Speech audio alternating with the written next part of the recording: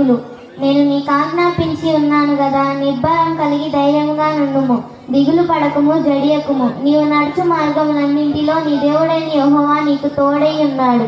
యెహోషువ గ్రంథము 1వ అధ్యాయం 9వ వచనం. కృతజ్ఞత గల నాయకులు. కీర్తనలతో నేను దేవుని స్తుతించెదను, కృతజ్ఞతాస్తుతులతో నేను ఆయనను గణపరచెదను. 69వ సంకీర్తన 30వ వచనం.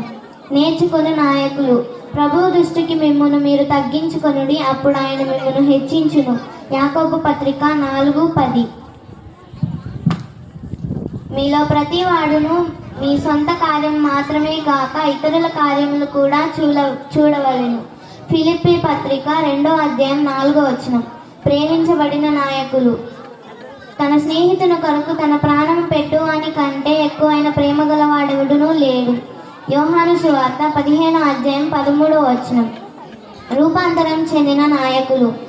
మనమందరమును ముసుగులేని ముఖముతో ప్రభు యొక్క మహిమను అద్దము వలె ప్రతిఫలింపజేయుచు మహిమ నుండి అధిక మహిమను పొందుచు ప్రభువగు ఆత్మ చేత ఆ పోలికగానే మార్చబడుచున్నాము.